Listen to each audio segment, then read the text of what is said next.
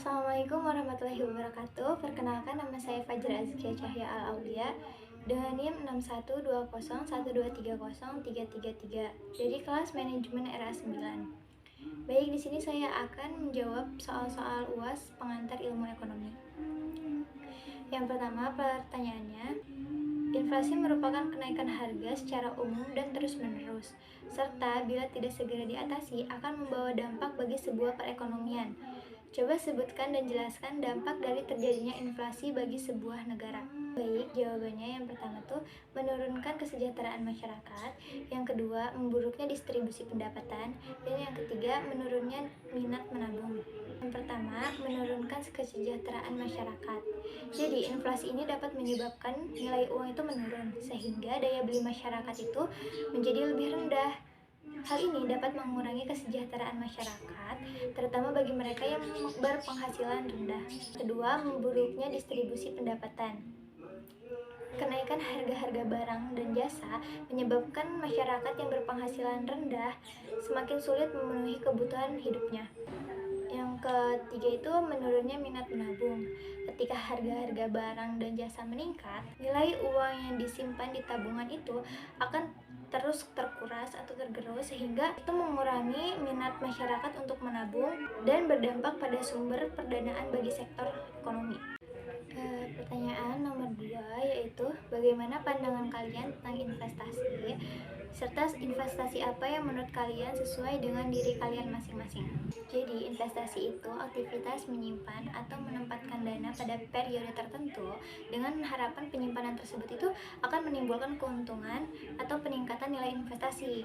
Menurut saya, investasi yang cocok menurut saya itu investasi emas, karena resiko dari investasi emas itu rendah dan juga nilainya itu cenderung stabil serta mengalami kenaikan tiap tahunnya. Pertanyaan selanjutnya, apa yang dimaksud dengan kebijakan fiskal dan moneter? Jelaskan bagaimana kebijakan tersebut mampu mempengaruhi kondisi perekonomian suatu negara. Kebijakan moneter itu bertujuan untuk menjaga jumlah uang beredar di masyarakat, sedangkan kebijakan fiskal itu mengelola dan menjaga kesejahteraan sektor-sektor pelaku perputaran uang seperti pekerja, konsumen, maupun pelaku usaha.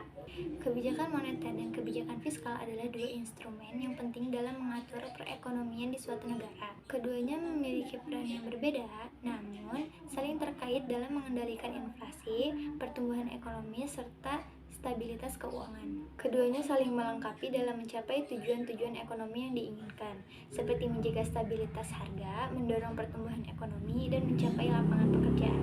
Nomor 4, suatu tolak ukur kemakmuran suatu negara dapat dilihat dari besarnya PDB per kapita negara tersebut. Jelaskan apa yang dimaksud dengan PDB dan PDB per kapita.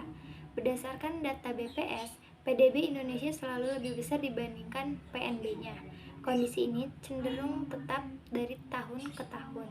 Jelaskan perbedaan PDB dan PNB.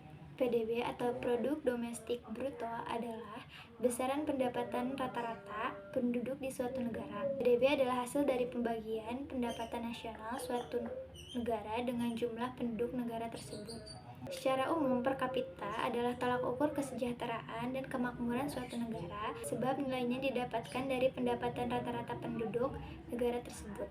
Perbedaan PDB atau Produk Domestik Bruto dengan PNB, Produk Nasional Bruto, yaitu yang pertama, jika PDB itu mengukur produksi dalam negeri, sedangkan PNB itu mengukur produk nasional. Yang kedua, berfokus pada produksi yang diperoleh dari dalam negeri, sedangkan PNB itu berfokus pada produksi yang dicapai oleh warga yang tinggal di negara berbeda. Yang ketiga, PDB itu menghitung produksi dalam skala lokal atau dalam negeri, sedangkan PNB itu menghitung produktivitas dalam skala internasional. Yang keempat, jika PDB itu perhitungan didasarkan pada lokasi, sedangkan PNB itu perhitungan didasarkan pada kewarganegaraan.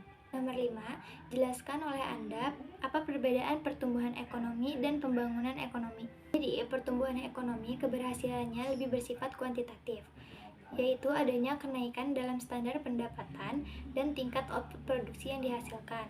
Sedangkan pembangunan ekonomi lebih bersifat kuantitatif. Bukan hanya pertambahan produksi, tetapi juga terdapat perubahan-perubahan dalam struktur produksi dan alokasi input pada sebagai sektor perekonomian seperti dari lembaga pengetahuan, sosial, maupun teknik. Mungkin cukup sekian yang dapat saya sampaikan. Kurang lebihnya mohon maaf. Wassalamualaikum warahmatullahi wabarakatuh.